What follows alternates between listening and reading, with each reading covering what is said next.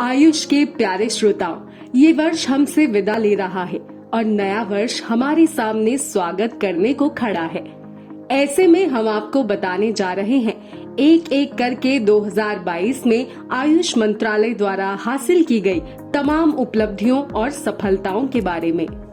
सबसे पहले हम बात करेंगे भारत में स्थापित हो रहे global centre for traditional medicine के बारे में। Global centre for traditional medicine यानी WHO GCTM अपनी तरह का पहला और एकमात्र केंद्र है जो गुजरात के जामनगर में आकार ले रहा है। इसके माध्यम से पारंपरिक चिकित्सा विज्ञान को दुनिया के सामने रखा जाएगा। इसकी जिम्मेदारी दुनिया ने भारत को दी है, जो भारतवासियों के लिए गर्व और हर्ष का विषय है। आइए सुनते हैं प्रधानमंत्री का इसको लेकर क्या कहना है। ये ट्रेडिशनल मेडिसिन के क्षेत्र में भारत के कंट्रीब्यूशन और भारत के पोटेंशियल दोनों का सम्मान है। भारत इस पार्टनरशिप को पूरी मानवता की सेवा के लिए बहुत बड़ी जिम्मेदारी के रूप में ले रहा है। श्रोताओं, global Ayush investment and innovation summit 2022 यानी गाइस इस वर्ष के भव्य आयोजनों में से एक रहा। इस 3 दिवसीय कार्यक्रम का उद्घाटन 20 अप्रैल 2022 को माननीय प्रधानमंत्री श्री नरेंद्र मोदी ने किया था। इस दौरान वैश्विक स्तर पर आयुष प्रणाली में नवाचार और निवेश को प्रोत्साहन देने के लिए उद्यमियों, उद्योग, स्टार्टअप और अन्य हितधारकों ने विचारों का आदान प्रदान किया था। आइए सुनते हैं प्रधानमंत्री जी का इस पर क्या कहना है। साथियों, आयुष के क्षेत्र में इन्वेस्टमेंट और इनोवेशन की संभावनाएं असीमित है।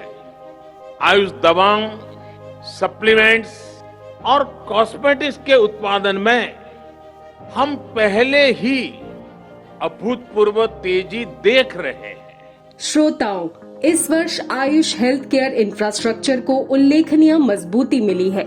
आयुष मंत्रालय माननीय प्रधानमंत्री जी के विजन को साकार करने के लिए आयुष इंफ्रास्ट्रक्चर को निरंतर मजबूत कर रहा है।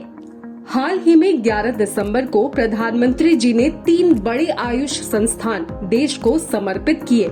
आइए सुनते हैं प्रधानमंत्री जी को और इस बारे में अधिक जानते हैं।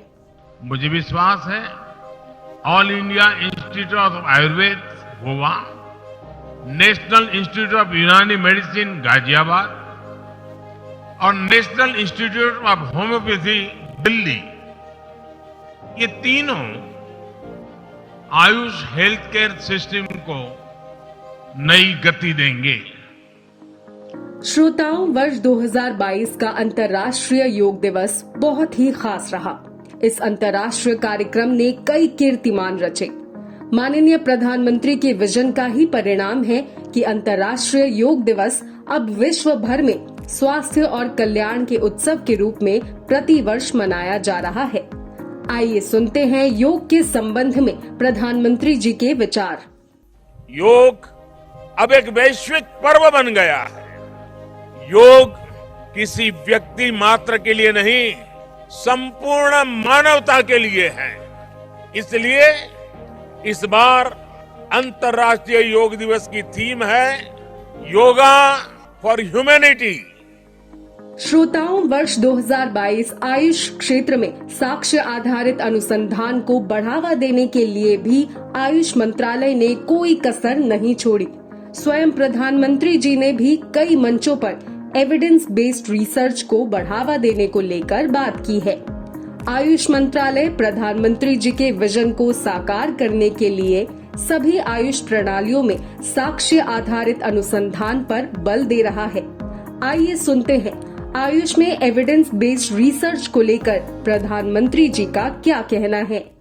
बात जब आधुनिक मेडिकल साइंस की हो तो उसमें सबसे महत्वपूर्ण होता है प्रमाण, एविडेंस। मुझे खुशी है कि एविडेंस बेस्ड मेडिसिन के युग में अब योग और आयुर्वेद आधुनिक युग की जांच और कसौटियों पर भी खरे उतर रहे हैं।